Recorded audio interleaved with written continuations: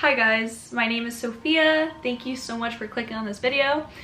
As you can tell from the title of this video, I'm going to be reading my subscribers, your guys' scary stories you sent me. Some of these stories are extremely freaky and I'm very excited to share them with you guys. Thank you guys so much for sending them to me, whoever did. Grab your snacks, grab your popcorn, grab your Halloween candy. This is gonna be freaky and it's gonna scare you. Grab your blankets, grab your kitties. Let's get right into this video. The person who sent me this wants to remain anonymous. This happened last year when I lived in my college dorm. I went to college in the East Coast and the dorm buildings are pretty old and honestly have always irked me. I hated going to the communal showers because they freaked me out. One night I came back from a muddy hike, so I had to take a shower, although it was late. I packed my shower kit and headed to the showers. I was a little freaked out, as usual, for no real reason other than the whole atmosphere there had a negative vibe to it. I can't explain it, but it always felt like somebody was there even if there wasn't. Ew. I got into the showers and started my normal ritual. Suddenly, I hear the shower from across from me turn on. It's weird because I didn't hear anybody come in, and the way the showers are built, there's lots of echo, and I usually hear people come in when they do. Also, it was around 10 p.m. and usually nobody showered that late. I go back to my business, even though, not gonna lie, I was spooked. Then I heard the humming. Now I was really freaked out. Naked and afraid, LOL. I called out my friend Cammy's name because I thought it might have been her, but I honestly just wanted somebody to reply to me like, no, this is, etc. I got no reply. The humming continued and I literally didn't finish rinsing the conditioner out of my hair when I got out. I just packed my bag and bolted. You know what? You are a smart cookie, because in a horror movie, you would not do that. You would stay there and wait to be, you know. So my dorm area is pretty small and I was familiar and close with all the girls there. The next morning, I tried to ask everyone around if they showered at around 10 p.m. last night. Everybody I asked said no. To this day, I have no idea who was in that shower humming. It gives me goosebumps and a rapid heartbeat every time I think about it. I just know in my heart that it was a spirit or ghost. Well, that was freaky. Wow. Yeah, that is bizarre. The weirdest part is that you already were freaked out of the shower and maybe like the spirit sensed that, so I wanted to give you a little spook. Sometimes spirits can be a little mischievous, so that's what I'm thinking. Or maybe it was a person that didn't have a shower that snuck in there and didn't want to be caught, but then why would they be humming if they didn't want to be caught? Becca Wood sent me this. Thank you so much, Becca. So the story I will be talking about happened when I was around 20 years old in my parents' house.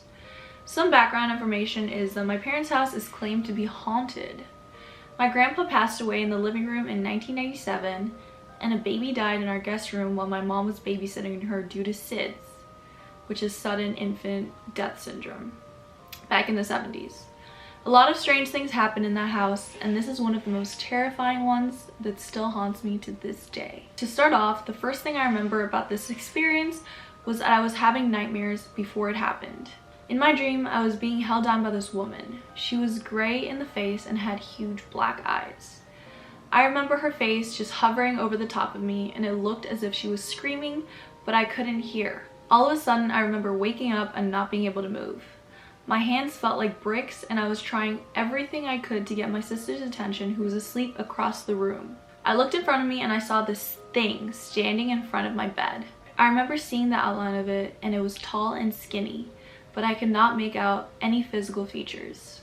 It started to run back and forth in my room, from my bed to my sister's bed. I was absolutely terrified. Okay, I got goosebumps from that. Like, it was just running back and forth. I don't even know what I'd do in that situation. I was absolutely terrified and had no idea what was going on because I still could not move any part of my body. However, the figure came back to the foot of my bed and just stood there. All of a sudden, I felt my jaw starting to open up by itself, and I remember feeling my jaw being opened up extremely wide. And it was super painful. That's freaky. All of a sudden, the figure disappeared and I was able to move. I stayed up on my phone for the rest of the night researching what the hell just happened to me. All the sources say that it was some sort of sleep paralysis, but I don't think so. The main reason why I say this is because when the figure is running back and forth in my room, I remember looking over at my dog who was awake across the room from me, and he was staring at the figure as it run back and forth.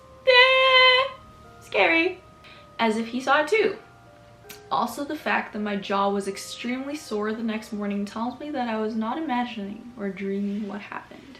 Hope it gives you a little bit of goosebumps. It did. And happy Halloween. Thank you, you too. I hope you don't go through anything like that again. That's really freaky.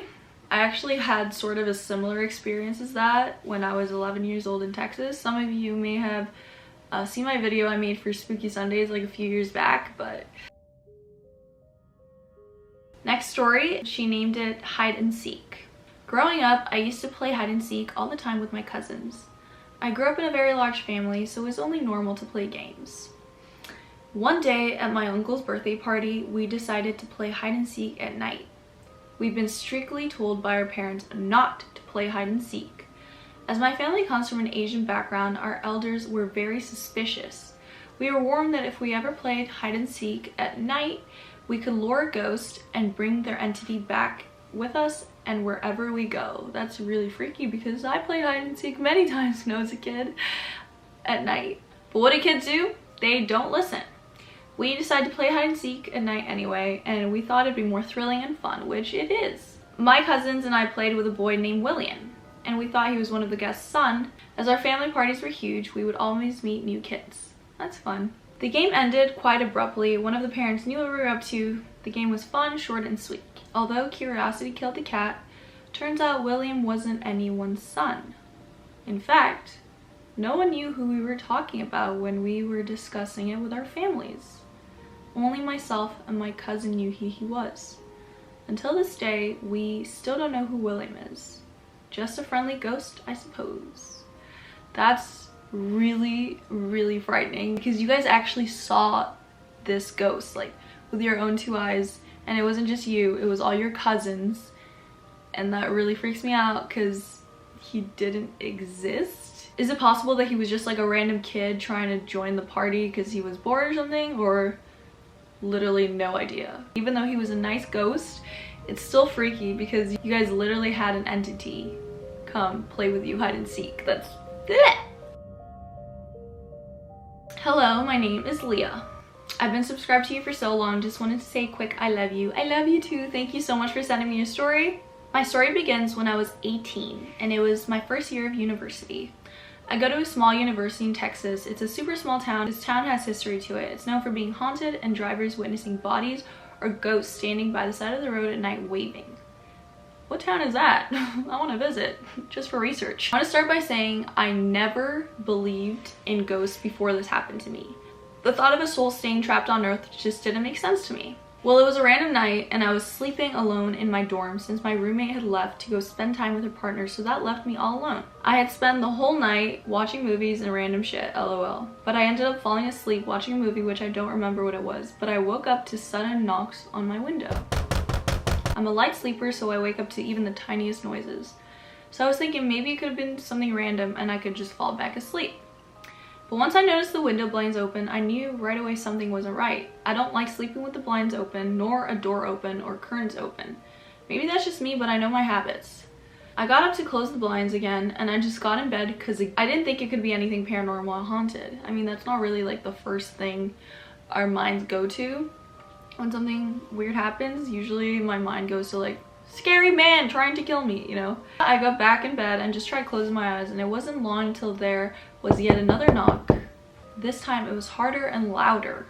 So I immediately sat up and looked at my window, and again, the blinds were open. I lived on the first floor and could see everything outside, so there was nothing. I wanted to think it was someone outside messing with me since people stay up at night and I could hear music from upstairs or besides me in the other room. For some reason, I wasn't too scared, but I had chills the whole time and my room was freezing at this time and my ears kept popping. I got up again to close the blinds again and I got in bed. Anyway, after a while, I finally closed my eyes and nothing happened again, but this is where my whole body went numb. My blankets were suddenly yanked off my bed and I legit flew across the room. I felt the force and tug of the blanket being pulled, and I sat up, and at this point I was so freaking scared. I felt like I couldn't breathe and I wanted to cry. I was frozen and I felt like I was losing my mind or dreaming. My closet door at the same time started slowly opening. And I swear I was legit shaking. I have never felt fear the way I did that night. I was frozen and I felt like I was losing my mind or just dreaming. But I was so scared of what would coming out of that closet. I stayed there for a while. It felt like forever. So I got off my bed and just closed my closet door myself. I was so scared, and I remember being even scared to walk to turn the lights. By now I was way across the room where I could turn on the light switch. So I took small steps to go turn on the switch, stopping midway to pick up my blanket. But I started hearing cracking noises behind me, where my roommate's bed was. Suddenly, her stuffed panda was thrown to the ground, which startled me, but I was scared to turn around. I ended up turning to the side, not fully, but just enough to where I could see her bed from the corner of my eye. And I could see something where the panda bear would usually and always be placed. There was a dark figure placed on her bed, and that instantly put a drive in me where I just ran to turn on the light. I can remember hearing the cracking noises become louder once I started running, like as if it was getting closer. But once I turned on the lights, I turned around and there was nothing. And worst part for me was the panda bear was back in the spot where it's always been placed. I dashed out of my room and I ran into the hallway. The guy who lived above me entered the building just on time, and he noticed me standing there in front of me and asked if I was alright. He was a good friend of mine, so I hugged him and I was shaking and just hugging him tight because, oh my god, I felt like I was going crazy. He let me sleep in his room and I didn't go back to my room till my roommate returned. For a week, I kept hearing cracking noises behind me or in the community shower. What is up with community showers, guys? Like, I would always see a dark figure and I was only able to picture a girl in a skirt with her head tilted to the side. I ended up finding out that a girl fell down the stairs and broke her neck in that house.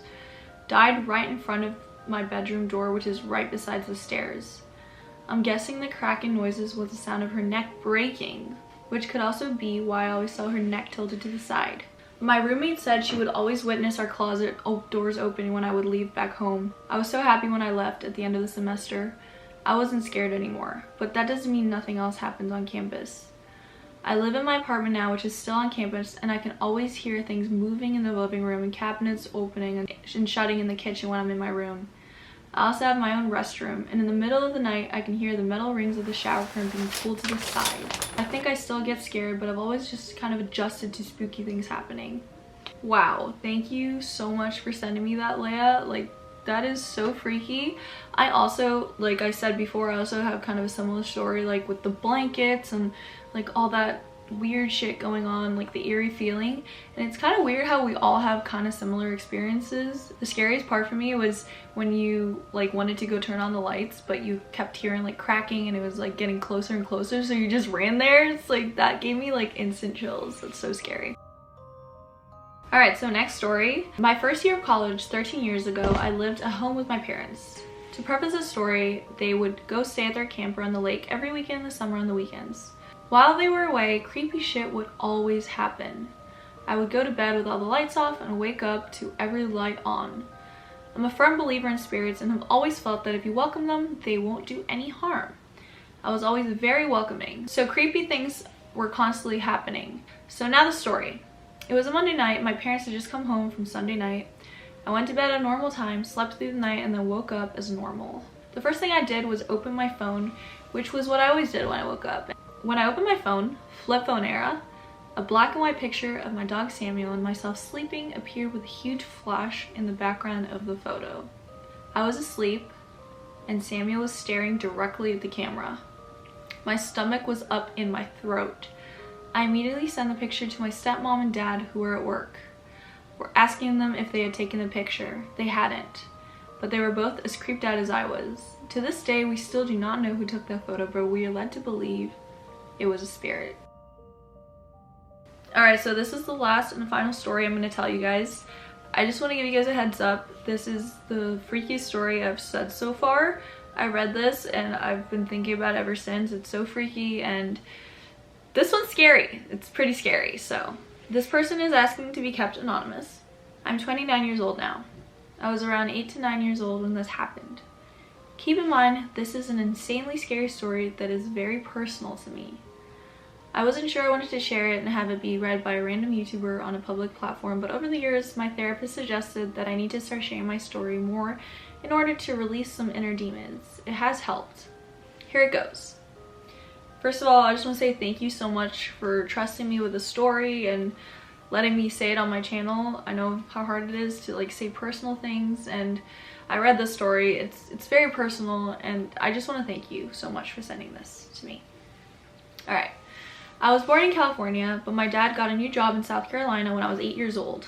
The whole family had to get up and leave, including me, my dad, mom, and my older sister. Let's call her Leslie. When we first moved into the new home, Leslie and I really loved it because it was big with lots of different rooms to play in, something we weren't used to growing up in California. For the first time, I had my own room. My parents had a room and Leslie had her own room, with 2 extra rooms in the house to spare. Those rooms later became a guest room and Leslie's second room, a playroom, if you will. The house itself was pretty old, creaky, outdated, smelled a little bit like wet socks, but overall it was cozy and huge compared to what we were used to. At first everything was lovely. We all adjusted pretty well considering moving across the country and starting new jobs and schools. I didn't notice anything weird about the house until a year after we moved in. Leslie, being 3 years older than me, was my hero. I looked up to her. We had a very special bond that I didn't think could be broken, until she started acting very strange. All of a sudden, in the span of a week, she began acting very distant, cold, and cruel. Keep in mind, Leslie was usually a very kind person. Nothing got on her nerves. She was very patient with me, and I only saw her mad probably twice in my life. That week, I saw her break things, cry, yell at me. She even slapped me and pulled my hair for the first time ever. In response, I remember my parents grounding her, although I begged them not to because I didn't want Leslie blaming me for it and started to hate me. They didn't listen, and in response, she distanced herself from me and claimed the second empty room in the house as her playroom, in which I was not allowed inside under any circumstance. My parents were okay with it, but I was upset because I wanted to join her, play with her, and be her best friend like we used to be. One night, I remember walking downstairs when everybody was asleep to get some water. I heard some giggling and talking, and I thought it was Leslie, so I went looking for her.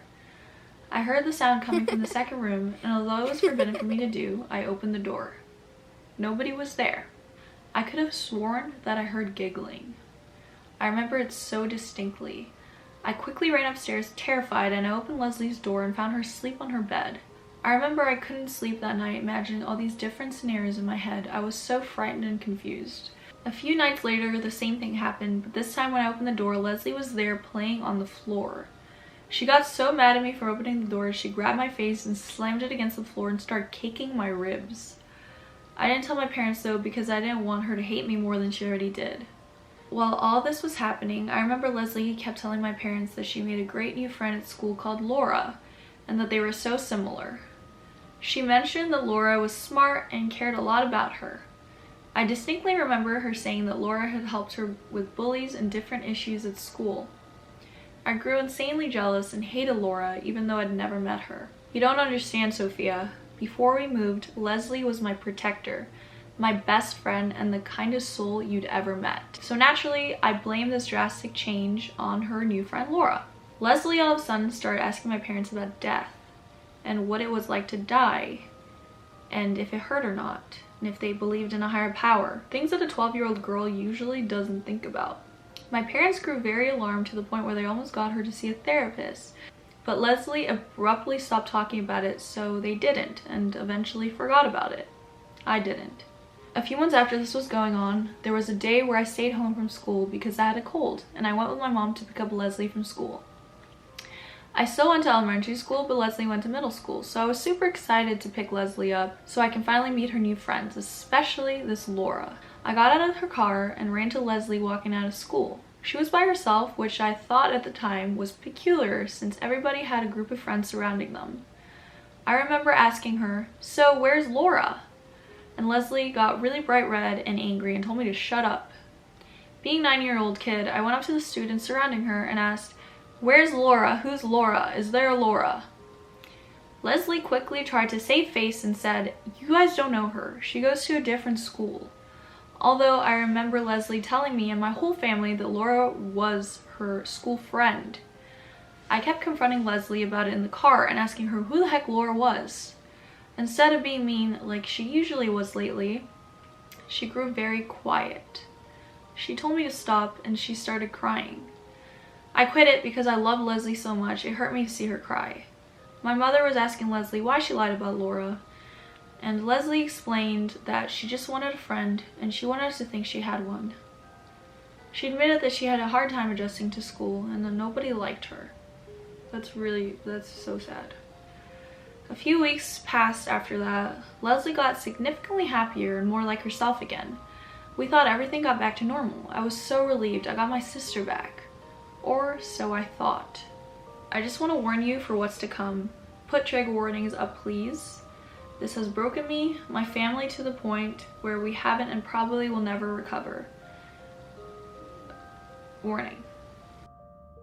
One morning, we were getting ready for school. My mom and I couldn't find Leslie. She wasn't in her room. I was eating breakfast at the time when I heard a scream you never want to hear.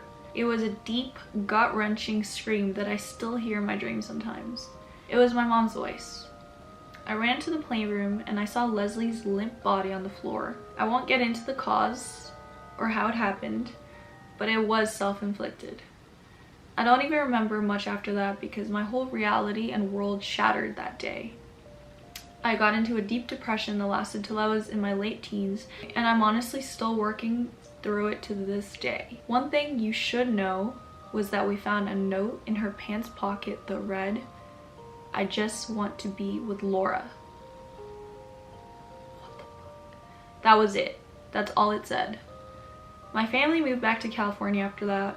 We wanted to be away from it all. My mother later tried to find out if there was any previous deaths in the house and found out through extensive digging that during the 1920s, the home used to be a children's polio clinic. Maybe that explains Laura? I know this sounds unbelievable and crazy, but this is my story and my truth. I miss Leslie every single day. She will always be my protector and best friend. Thank you for reading. Whew! I just got like immense amount of chills because like the protector thing really got me, because I'm thinking like if it wasn't for Leslie protecting her, maybe it would have been her, you know, like, oh, I don't even know what to think, but maybe Leslie was so mean to her because she wanted to protect her from Laura, and maybe that's why she wasn't allowed in her playroom, because she didn't want her to meet Laura. I have goosebumps all over my arms every time I read that. I'm so sorry for what you had to go through. Comment down below, you guys, what you think of these stories. Let me know maybe your stories or what freaks you out and stuff like that. But thank you guys so much for sending me your stories, and thank you guys for watching. I will be back with another spooky video very, very soon. And I hope you guys enjoy the rest of your October. Thank you guys so much for watching. Bye! Stay spooky!